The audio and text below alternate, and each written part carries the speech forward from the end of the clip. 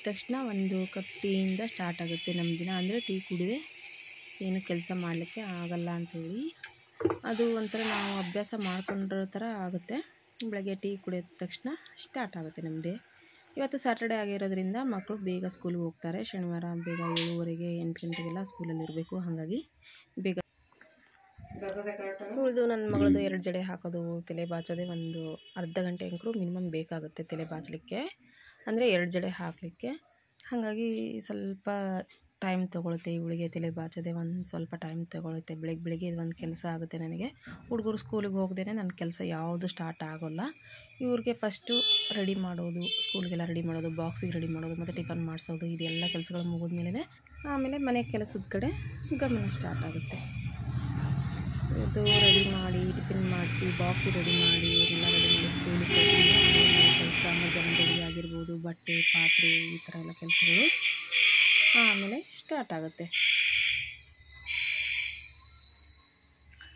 Daily ಬೇಗ ಆಗಿಬಿಡುತ್ತೆ ಕೆಲಸ ಎಲ್ಲ. ಅಂದರೆ ಇವ್ರು ಸ್ಕೂಲ್ ಲೇಟಾಗಿರುತ್ತೆ. 9 ಗಂಟೆಯಿಂದ ಹೋಗ್ತಾರೆ, 9 ಗಂಟೆಯಿಂದ ಸ್ಕೂಲಿಗೆ ಹೋಗ್ತಾರೆ 9-9:30 ಒಳಗೆ.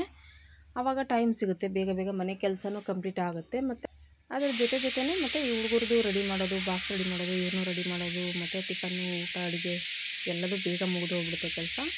ಶನಿವಾರ ದಿನ ಮಾತ್ರ ಫಸ್ಟ್ ಸ್ಕೂಲಿಗೆ ಕಳಿಸಿದ ಮೇಲೆ ಆಮೇಲೆ ಉಳ್ಕಿದ ಕೆಲಸಗಳು ಸ್ಟಾರ್ಟ್ ಮಾಡ್ಕೋಬೇಕು.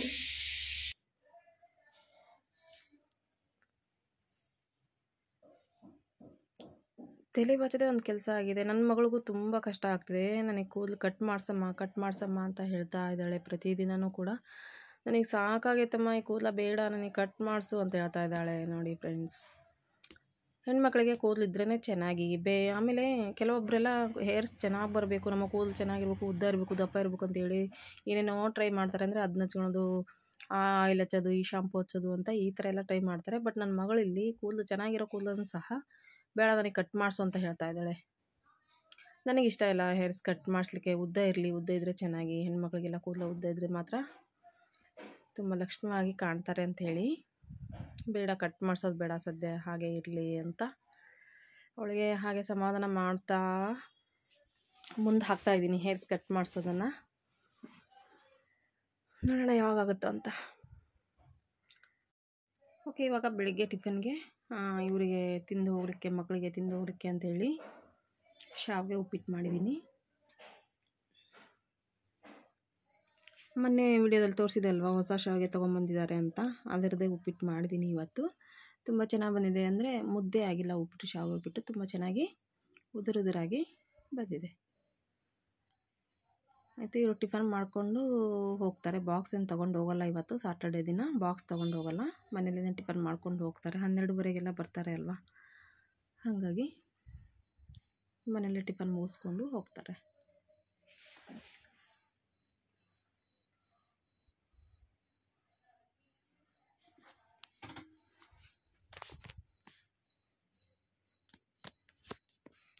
ಆಯಿತು, ಇವಾಗೆಲ್ಲ ರೆಡಿಯಾಗಿ ಹೊರಟಿದ್ದಾರೆ ಸ್ಕೂಲಿಗೆ ಇಬ್ಬರು ಕೂಡ.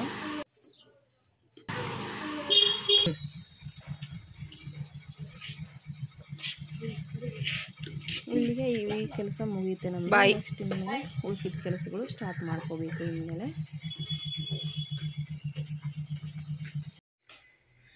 ಓಕೆ, ಇವಾಗ ಸ್ಕೂಲ್ಗೆಲ್ಲ ಹೋದರು ಫ್ರೆಂಡ್ಸ್, ಮಕ್ಕಳೆಲ್ಲ ಇಬ್ಬರು ಸ್ಕೂಲಿಗೆ ಹೋದರು. ನಾವು ಇನ್ನು ಟಿಫನ್ ಮಾಡ್ಕೋಬೇಕು. ಟಿಫನ್ ಎಲ್ಲ ಮಾಡಿಕೊಂಡು ಮತ್ತು ಮಧ್ಯಾಹ್ನಕ್ಕೆ ಒಂಚೂರು ಅಡುಗೆ ಮಾಡೋದಿದೆ. ಅಡುಗೆ ಮಾಡಿಬಿಟ್ಟು ಶಾಪ್ ಹೋಗ್ಲಿಕ್ಕೆ ರೆಡಿ ಆಗಬೇಕು. ಆಮೇಲೆ ಇವತ್ತು ಸ್ಯಾಟರ್ಡೆ ಆಗಿರೋದ್ರಿಂದ ಮಕ್ಕಳು ಬೇಗ 12:30ಗೆ ಬಂದುಬಿಡ್ತಾರೆ ಸ್ಕೂಲಿಂದ. ಅವ್ರು ಬರೋ ಅಷ್ಟೊತ್ತಿಗೆ ಊಟಕ್ಕೆಲ್ಲ ರೆಡಿ ಮಾಡಿಟ್ಟು ಶಾಪ್ಗೆ ಹೋಗಬೇಕು. ನೋಡೋಣ, ಶಾಪ್ಗೆ ಹೋದ್ಮೇಲೆ ಕಂಟಿನ್ಯೂ ಮಾಡೋದಾದರೆ ಮಾಡ್ತೀನಿ ವೀಡಿಯೋನ, ಇಲ್ಲಾಂದರೆ ಮತ್ತೆ ಈವ್ನಿಂಗಿಂದ ಮತ್ತೆ ಕಂಟಿನ್ಯೂ ಮಾಡ್ತೀನಿ ವೀಡಿಯೋಸ್ನ. ಓಕೆನಾ? ಮತ್ತು ಈವ್ನಿಂಗಿಂದ ವ್ಲಾಗ್ ಕಂಟಿನ್ಯೂ ಮಾಡ್ತಾಯಿದ್ದೀನಿ ನಾನು. ಅಂದರೆ ನಾ ಶಾಪ್ಗೆಲ್ಲ ಹೋಗಿ ಬಂದಮೇಲೆ ಮತ್ತು ಈವ್ನಿಂಗಿಂದ ವ್ಲಾಗ್ ಕಂಟಿನ್ಯೂ ಮಾಡೋಣ ಅಂಥೇಳಿ. ಸಾಯಂಕಾಲಕ್ಕೆ ಮತ್ತು ಸ್ನ್ಯಾಕ್ಸು ಹುಡುಗರಿಗೆ ತಿನ್ನೋಕೆ ಏನಾರ ಮಾಡಬೇಕು ಅಂಥೇಳಿ, ಈ ಥರ ಮಂಡಕ್ಕಿ ಆಗಲಿ, ಆಮೇಲೆ ಹೊರಗಡೆಯಿಂದ ಗೋಬಿ ಪಾನಿಪುರಿ ಯಾವುದು ತರಿಸೋದು ಬೇಡ ಅಂಥೇಳಿ ಮನೆಯಲ್ಲೇ ತಾಲಿಪಟ್ಟು ಮಾಡೋಣ ಅಂಥೇಳಿ ರೆಡಿ ಮಾಡ್ಕೊತಾ ಇದ್ದೀನಿ. ಈರುಳ್ಳಿ, ಟೊಮ್ಯಾಟೊ ಮತ್ತು ಕರಿಬೇವು, ಕೊತ್ತಂಬರಿ ಸೊಪ್ಪು ಹಾಕ್ಕೊಂಡು, ಇದ್ರ ಜೊತೆ ಮತ್ತು ಕ್ಯಾರೆಟ್ ಸಹ ಇದ್ರೂ ಕೂಡ ತುರಿದು ಹಾಕ್ಕೊಂಡ್ರೆ ಇನ್ನೂ ಚೆನ್ನಾಗಿರುತ್ತೆ. ಮತ್ತು ಮಕ್ಕಳು ಕೂಡ ತಿಂತಾರೆ ತುರಿದು ಹಾಕಿತ್ತು ಅಂತ ಹೇಳಿದರೆ. ಅದ್ರ ಜೊತೆ ನಾನು ಅಕ್ಕಿ ಹಿಟ್ಟು, ಗೋಧಿ ಹಿಟ್ಟು ಮತ್ತು ರಾಗಿ ಹಿಟ್ಟು 3 ಹಿಟ್ಟನ್ನು ಮಿಕ್ಸ್ ಮಾಡ್ಕೊಂಡಿದ್ದೀನಿ. ಅದ್ರ ಜೊತೆ ನೀವು ಕಡಲೆಬೇಳೆ ಹಿಟ್ಟು ಸಹ ಹಾಕೋಬೋದು. ನಾನಿಲ್ಲಿ ಅಕ್ಕಿ ಹಿಟ್ಟು, ಗೋಧಿ ಹಿಟ್ಟು, ರಾಗಿ ಹಿಟ್ಟು ಹಾಕಿ ಅಜ್ವಾನ, ಜೀರಿಗೆ ಹಾಕ್ಕೊಳ್ತಾ ಇದ್ದೀನಿ. ಅಜ್ವಾನ, ಜೀರಿಗೆ ಹಾಕೋದ್ರಿಂದ ಡೈಜೆಷನ್ ತುಂಬ ಚೆನ್ನಾಗಾಗುತ್ತೆ, ನಮ್ಮ ಆರೋಗ್ಯಕ್ಕೂ ಕೂಡ ತುಂಬ ಚೆನ್ನಾಗಿ ಅಂತೇಳಿ ಅಜ್ವಾನ, ಜೀರಿಗೆ ಇಲ್ಲದೆ ಬಜ್ಜಿ ಆಗಿರಲಿ ಅಥವಾ ತಾಲಿಪಟ್ಟು ಆಗಿರಲಿ ಮಾಡೋ ಹಾಗಿಲ್ಲ. ಅದರ ಜೊತೆ ಇವಾಗ ಅರಿಶಿನ, ಖಾರ ಪುಡಿ, ಉಪ್ಪು ಎಲ್ಲ ಹಾಕ್ಕೊಂಡು ನೀಟಾಗಿ ಚೆನ್ನಾಗಿ ಕಲಿಸ್ಕೊಂಡು, ಹೇಳಿದೆ ಅಲ್ವಾ, ಇದ್ರ ಜೊತೆ ಬೇಕಾದ್ರೆ ಕ್ಯಾರೆಟ್ ಸಹ ತುರಿದು ಹಾಕೋಬೋದು, ಅದು ಕೂಡ ಇನ್ನೂ ತುಂಬ ಚೆನ್ನಾಗಿರುತ್ತೆ. ಮಕ್ಕಳು ಬರೀ ಬಾಯಲ್ಲಿ ಕ್ಯಾರೆಟ್ ತಿನ್ನೋಕೆ ಇಷ್ಟಪಡಲ್ಲ, ಇದರಲ್ಲಿ ತುರಿದು ಹಾಕಿ ಮಾಡಿಬಿಟ್ವಿ ಅಂತ ಹೇಳಿದರೆ ಇನ್ನೂ ತುಂಬ ಚೆನ್ನಾಗಿರುತ್ತೆ. ಬಟ್ ನಾನಿವಾಗ ಮನೇಲಿ ಇದ್ದಿಲ್ಲ ಕ್ಯಾರೆಟು, ಹಾಗಾಗಿ ಕ್ಯಾರೆಟೊಂದು ಸ್ಕಿಪ್ ಮಾಡಿದ್ದೀನಿ. ಇದರಲ್ಲಿ ತಾಲಿಪಟ್ಟು ಹಿಟ್ಟನ್ನ ರೆಡಿ ಮಾಡಿ ಒಂದು 5 ನಿಮಿಷ ಹಾಗೆ ಇಟ್ಟು ಆಮೇಲೆ ತಾಲಿಪಟ್ಟನ್ನ ಮಾಡ್ಕೋಬೇಕು. ಇಲ್ಲಾಂದರೆ ಹಿಟ್ಟು ನೆನೆಯಲ್ಲ, ಅದು ಒಂದು 5 ನಿಮಿಷ ನೆನೆಲಿಕ್ಕೆ ಬಿಡಬೇಕು. ಅದು ತುಂಬ ಹೊತ್ತು ಜಾಸ್ತಿ ಸಹ ಬಿಡೋ ಹಾಗಿಲ್ಲ ತಾಲಿಪಟ್ಟು ಹಿಟ್ಟನ್ನ ಕಲಿಸಿದ್ದು. ಯಾಕಂತ ಹೇಳಿದರೆ ಅದು ಎಲ್ಲ ಮೆತ್ತಗಾಗ್ಬಿಡುತ್ತೆ ಹಿಟ್ಟು. ತಾಲಿಪಟ್ಟು ಹಿಟ್ಟು ಮೆತ್ತಗಾಯಿತು ಅಂತ ಹೇಳಿದರೆ ನಮಗೆ ತಾಲಿಪಟ್ಟು ತಟ್ಟೋಕ್ಕೆ ಬರೋದಿಲ್ಲ. ಹಾಗಾಗಿ ಸ್ವಲ್ಪ ಅದನ್ನು ಗಟ್ಟಿನೇ ಇರಬೇಕು, ಭಾಳ ಹೊತ್ತು ಕೂಡ ಬಿಡೋ ಹಾಗಿಲ್ಲ ಕಲಸಿಟ್ಟು. ಇದನ್ನು ಕೆಲವೊಬ್ಬರು ಗಟ್ಟಿಯಾಗಿ ನಾದ್ಕೊಂಡು ಈರುಳ್ಳಿ ಎಲ್ಲ ತುಂಬ ಚಿಕ್ಕದಾಗಿ ಹೆಚ್ಕೊಂಡು ಲಟ್ಟಿಸ್ತಾರೆ, ಅದನ್ನು ತಾಲಿಪಟ್ಟನ್ನ ಲಟ್ಟಿಸಿ ಆ ಥರ ಮಾಡ್ತಾರೆ. ಬಟ್ ನಾನು ಅಷ್ಟೊಂದು ಡೀಪಾಗಿ ಮಾಡೋಕ್ಕೋಗಲ್ಲ ಫ್ರೆಂಡ್ಸ್, ಸುಮ್ಮನೆ ನಾರ್ಮಲಾಗಿ ಮಾಡ್ತೀನಿ. ದಪ್ಪ ಇರುತ್ತೆ ನಮ್ಮ ತಾಲಿಪಟ್ಟು, ಯಾವಾಗಲೂ ಮನೇಲಿ ದಪ್ಪ ಮಾಡ್ತೀವಿ. ನೋಡಿ ಯಾವ ಥರ ಇದೆ ಅಂತ, ಈ ಥರ ದಪ್ಪ ಇರುತ್ತೆ. ರಾಗಿ ಹಿಟ್ಟು ಹಾಕಿರೋದ್ರಿಂದ ಆರೋಗ್ಯಕ್ಕೂ ಕೂಡ ತುಂಬ ಚೆನ್ನಾಗಿ. ಇದು ಗೋಧಿ ಹಿಟ್ಟು, ರಾಗಿ ಹಿಟ್ಟು, ಅಕ್ಕಿ ಹಿಟ್ಟು ಮಿಕ್ಸ್ ಇರುತ್ತೆ, ಎಲ್ಲ ಫ್ಲೋರ್ಸ್ ಎಲ್ಲ ತುಂಬ ಚೆನ್ನಾಗಿ ಟೇಸ್ಟಿಯಾಗೂ ಕೂಡ ಇರುತ್ತೆ. ಇದರ ಜೊತೆ ಒಂಚೂರು ಕೊಬ್ಬರಿ ಚಟ್ನಿ ಆಗಿರ್ಬೋದು, ಇಲ್ಲ ಮೊಸರು ಆಗಿರ್ಬೋದು ಹಾಕ್ಕೊಂಡು ತಿನ್ಬೋದು. ಓಕೆ, ಸಾಟರ್ಡೆ ಆಗಿರೋದ್ರಿಂದ ಒಂಚೂರು ಸಾಯಂಕಾಲ ನಾನು ಕೂಡ ಫ್ರೀ ಇದ್ದೆ ಅವತ್ತು. ಹಾಗಾಗಿ ಸ್ವಲ್ಪ ಆಯಿಲ್ ಮಸಾಜ್ ಮಾಡೋಣ, ಮಗಳಿಗೆ ಹೇರ್ಸ್ಗೆಲ್ಲ ತಲೆಗೆಲ್ಲ ಹೆಡ್ ಮಸಾಜ್ ಮಾಡೋಣ ಅಂತೇಳಿ. ತಲೆ ತುಂಬ ನೋಯ್ತಾ ಇದೆಮ್ಮ ಯಾಕನೋ ಅಂತ ಅಂದ್ಲು. ಹಾಗಾಗಿ ಆಯಿಲ್ ಮಸಾಜ್ ಮಾಡಿದರೆ ಒಂಚೂರು ಫ್ರೀ ಅನಿಸುತ್ತೆ. ಆಮೇಲೆ ಸಂಡೇ ಹೇರ್ ವಾಶ್ ಮಾಡ್ತಾಳೆ, ಹಾಗಾಗಿ ಒಂದು ಸ್ವಲ್ಪ ಆಯಿಲ್ ಜಾಸ್ತಿ ಹಾಕಿ ಒಂಚೂರು ಹೇರ್ ಮಸಾಜ್ ಮಾಡಿದ್ವಿ ಅಂತ ಹೇಳಿದ್ರೆ, ಹೆಡ್ ಮಸಾಜ್ ಮಾಡಿದ್ವಿ ಅಂತ ಹೇಳಿದರೆ ಹೇರ್ಸ್ಗೂ ತುಂಬ ಚೆನ್ನಾಗಿ, ಆಮೇಲೆ ನಿದ್ದೆ ಕೂಡ ಚೆನ್ನಾಗಿ ಬರುತ್ತೆ ಅಂಥೇಳಿ, ಅವಳಿಗೂ ತಲೆನೋವು ಕಡಿಮೆ ಆಗುತ್ತೆ ಅಂಥೇಳಿ ಈ ಥರ ಸ್ವಲ್ಪ ಆಯಿಲ್ ಮಸಾಜ್ ಮಾಡೋಣ ಅಂಥೇಳಿ ಮಾಡ್ತಾ ಇದ್ದೀನಿ. ಆಮೇಲೆ ಪ್ರತಿದಿನ ಅರ್ಜೆಂಟ್ ಮಾಡಿಕೊಂಡು ಹಾಗೆ ಬೇಗ ಅರ್ಜೆಂಟಿಗೆ ಹಾಗೆ ಬಾಚಿ ಕಳಿಸೋದಷ್ಟೇ, ಮೇಲೆ ಎಣ್ಣೆ ಹಚ್ಚಿ ಅಷ್ಟೇ. ಒಂಚೂರು ಮಸಾಜ್ ಮಾಡಲಿಕ್ಕೆ ಒಂಚೂರು ನೀಟಾಗಿ ರೂಟ್ಸ್ಗೆಲ್ಲ ಆಯಿಲ್ ಚೆನ್ನಾಗಿ ಅಪ್ಲೈ ಮಾಡೋಕ್ಕಾಗಲ್ಲ. ಅಂದರೆ ಬೇಗ ಅರ್ಜೆಂಟ್ ಇರುತ್ತೆ ಅಲ್ವಾ, ಫಾಸ್ಟ್ ಮಾಡ್ಕೋಬೇಕು ಕೆಲಸನ, ಜಲ್ದಿ ಬಾಚಬೇಕು ಇರುತ್ತೇನ ಅಂಥೇಳಿ, ಬೇಗ ಆಗಲಿ ಅಂಥೇಳಿ ಅರ್ಜೆಂಟಿಗೆ ಯಾವುದೇ ಥರವಾದ ಈ ಥರ ಆಯಿಲ್ ಮಸಾಜ್ ಮಾಡಲಿಕ್ಕೆ ಆಗೋದಿಲ್ಲ. ಹಾಗಾಗಿ ಸ್ಯಾಟರ್ಡೇ ದಿನ ನಾನು ಈ ಥರ ಆಯಿಲ್ ಮಸಾಜ್ ಮಾಡ್ತೀನಿ. ಪ್ರತಿ ಸ್ಯಾಟರ್ಡೇ ಈವ್ನಿಂಗ್ ಈ ಥರ ಆಯಿಲ್ ಮಸಾಜ್ ಮಾಡ್ತೀನಿ. ಅಂದರೆ ಸಂಡೇ ದಿನ ಅವಳು ಏರ್ ವಾಶ್ ಮಾಡ್ತಾಳೆ. ಪ್ರತಿ ಸಂಡೇ ಏರ್ ವಾಶ್ ಮಾಡಲಿಕ್ಕೆ ಶಾಂಪು ಯೂಸ್ ಮಾಡಿಕೊಂಡು ಏರ್ ವಾಶ್ ಮಾಡ್ತಾಳೆ. ಹಾಗಾಗಿ ಹಿಂದಿನ ದಿನವೇ, ಅಂದರೆ ಸ್ಯಾಟರ್ಡೇ ದಿನ ಈವ್ನಿಂಗು ಅಥವಾ ನೈಟು ಈ ಥರ ಆಯಿಲ್ ಮಸಾಜ್ ಚೆನ್ನಾಗಿ ಆಯಿಲ್ ಹಚ್ಚಿಬಿಟ್ಟು ಮಸಾಜ್ ಮಾಡ್ಕೊಂಬಿಟ್ವಿ ಅಂತೇಳಿದರೆ ಒಂದು ಫುಲ್ ನೈಟ್ ಬಿಟ್ಟರೆ ಅವಳಿಗೂ ಒಂಚೂರು ರಿಲ್ಯಾಕ್ಸ್ ಆಗುತ್ತೆ ಅಂಥೇಳಿ ನೈಟ್ ಆಯಿಲ್ ಮಸಾಜ್ ಮಾಡಿನೇ ಇದು ಈ ಥರ ಬನ್ ಹಾಕಿಬಿಡ್ತೀನಿ. ಹೇರ್ಸ್ನ ಈ ಥರ ಬನ್ ಹಾಕ್ಕೊಂಡು ಒಂದು ಕ್ಲಿಪ್ ಹಾಕ್ತೀನಿ, ಅಂದರೆ ಲೂಸಾಗೆ ಹಾಕಿರ್ತೀನಿ.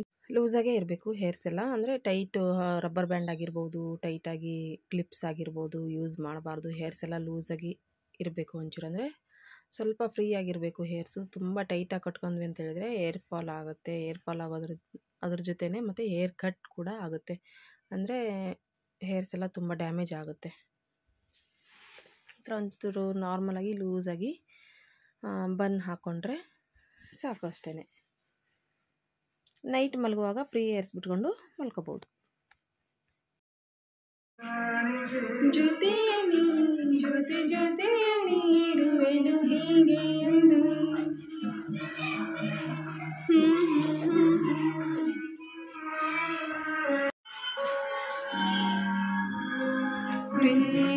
ಪ್ರೀತಿಯೆಂದರೇನು ಎಂದು ಈಗ ಅರಿತೆನು. ಪ್ರೀತಿಯೆಂದರೆ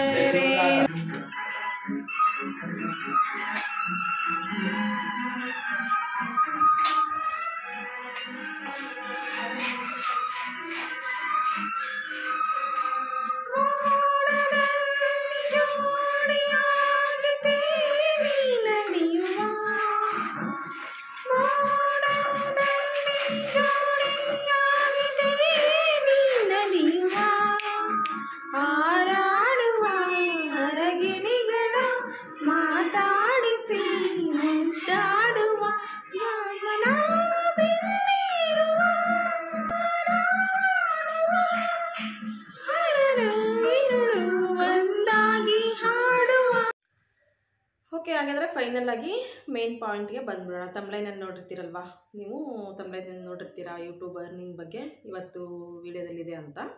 ಫ್ರೆಂಡ್ಸ್ ಆಗಿರ್ಬೋದು, ಫ್ಯಾಮಿಲಿ ಮೆಂಬರ್ಸ್ ಆಗಿರ್ಬೋದು, ಎಲ್ಲರೂ ಕೇಳ್ತಾ ಇದ್ರು, ಓಕೆನಾ, ನಾನು ಯೂಟ್ಯೂಬು ಮಾಡ್ತಾ ಇದೀಯಾ, ನೀನು ಎಷ್ಟು ಸಂಪಾದನೆ ಮಾಡ್ತಾ ಇದೆಯಾ, ತಿಂಗಳ ಎಷ್ಟು ಬರ್ತಾ ಇದೆ ನಿನಗೆ ಯೂಟ್ಯೂಬಿಂದ ಇನ್ಕಮ್ಮು, ಎಷ್ಟು ಅರ್ನ್ ಮಾಡ್ತಾ ಇದೀಯಾ, ಮಂತ್ಲಿ ನಿನ್ನ ಸ್ಯಾಲ್ರಿ ಎಷ್ಟು ಬರ್ತಾ ಇದೆ ಯೂಟ್ಯೂಬಿಂದ ಅಂತ ಕೇಳ್ತಾಯಿದ್ರು. ಅವ್ರಿಗೆಲ್ಲ ಇವತ್ತು ಈ ವಿಡಿಯೋ ಮುಖಾಂತರ ಉತ್ತರ ಕೊಡೋಣ ಅಂತ ಹೇಳಿ ಇವತ್ತು ನನ್ನ ಯೂಟ್ಯೂಬ್ ಅರ್ನಿಂಗ್ ಬಗ್ಗೆ ಈ ವಿಡಿಯೋದಲ್ಲಿ ಶೇರ್ ಮಾಡ್ಕೊತಾ ಇದ್ದೀನಿ.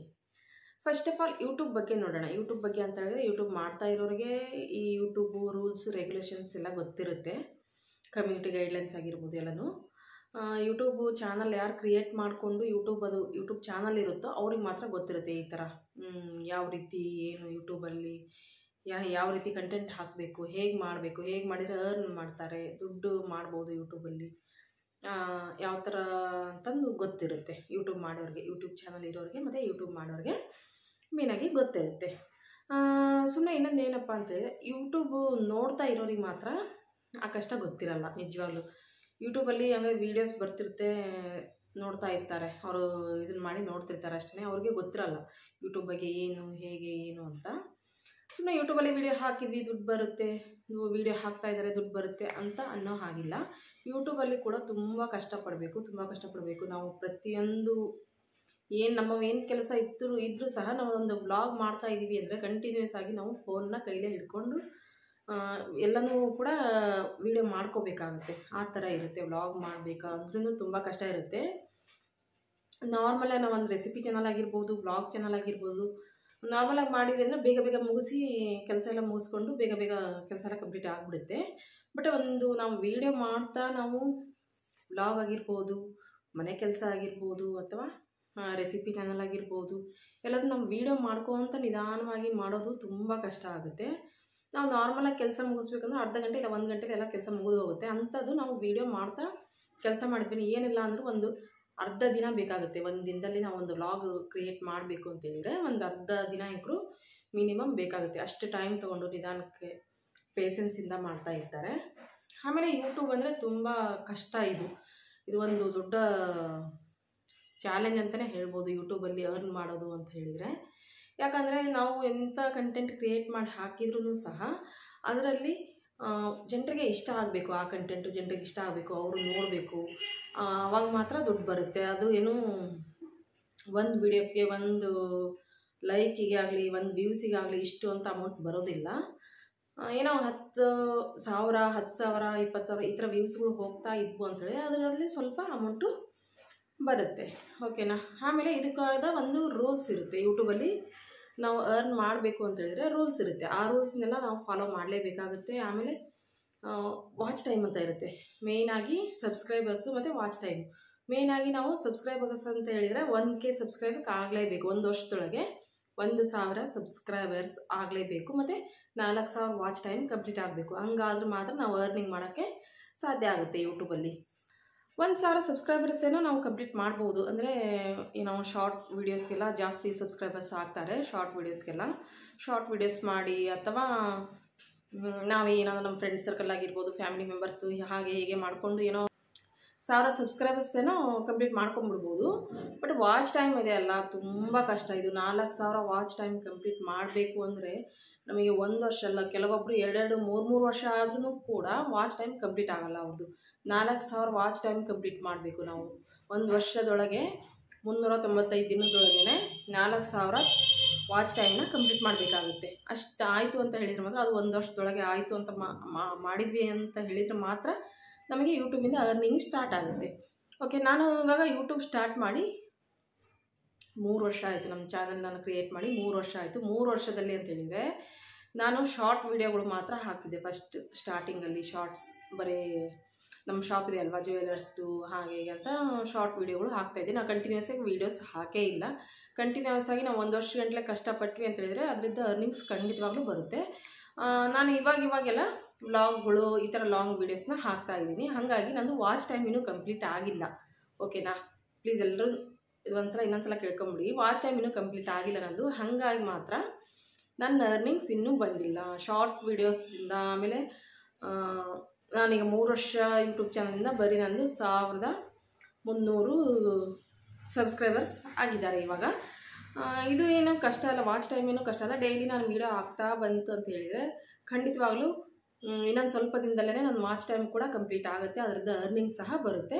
ಕೊನೆಗಾಗಿ ಹೇಳ್ಬೇಕಪ್ಪ ಅಂತ ಹೇಳಿದ್ರೆ, ನನಗಿನ್ನೂ ಯೂಟ್ಯೂಬಿಂದ ಯಾವುದೇ ಥರವಾದ ಅರ್ನಿಂಗ್ಸ್ ಮಾಡಿಲ್ಲ. ನಾನು ಇವಾಗಿನ ಜಾಸ್ತಿ ವ್ಲಾಗ್ಗಳಾಗಿರ್ಬೋದು, ಆಮೇಲೆ ಲೈವ್ಗಳಾಗಿರ್ಬೋದು, ಇವಾಗ ಒಂದು ಸ್ವಲ್ಪ ಜಾಸ್ತಿ ಮಾಡ್ತಾಯಿದ್ದೀನಿ. ಆ ರೀತಿ ಏನಾದರೂ ಅರ್ನಿಂಗ್ಸ್ ಸ್ಟಾರ್ಟ್ ಆಯಿತು ಅಂದರೆ ಖಂಡಿತವಾಗ್ಲೂ ನಿಮ್ಮ ಜೊತೆ ಶೇರ್ ಮಾಡ್ಕೊಂಡು, ನೀವೆಲ್ಲ ಕೇಳಿದ್ರಿ ಅಂತ ಹೇಳಿ ನಾನು ಈ ಥರ ವೀಡಿಯೋನ ಮಾಡ್ತಾಯಿದ್ದೀನಿ. ನಿಮ್ಮ ಫ್ರೆಂಡ್ಸ್ ಆಗಿರ್ಬೋದು, ಫ್ಯಾಮಿಲಿಯಲ್ಲಿ ಕೇಳ್ತದೆ, ಎಷ್ಟು ಅರ್ನಿಂಗ್ ಮಾಡ್ತದೆ, ಯೂಟ್ಯೂಬ್ ಮಾಡ್ತಾಯಿದೀಯಾ, ಕೆಲಸ ಎಲ್ಲ ಬಿಟ್ಟು ಬರೀ ಯಾವಾಗ ನೋಡಿದ್ರು ಕ್ಯಾಮ್ರಾ ಹಿಡ್ಕೊಂಡು ಫೋನ್ ಹಿಡ್ಕೊಂಡು ಕೂತ್ಕೊಂಡಿರ್ತೀಯ ಅಂತಂದು ಅಂತಾರೆ. ಹಾಗಾಗಿ ಅವ್ರಿಗೋಸ್ಕರ ನಾನು ಹೇಳೋಣ ಅಂತೇಳಿ ಈ ವಿಡಿಯೋನ ಅವ್ರಿಗೆ ಕ್ಲಾರಿಟಿ ಕೊಡೋಕ್ಕೋಸ್ಕರ ಈ ವಿಡಿಯೋನ ಮಾಡ್ತಾಯಿದ್ದೀನಿ. ಗೊತ್ತಾಯ್ತಲ್ವಾ? ನನ್ನ ಸದ್ಯದಲ್ಲೇ ಅರ್ನಿಂಗ್ಸ್ ಆಗುತ್ತೆ. ಓಕೆನಾ?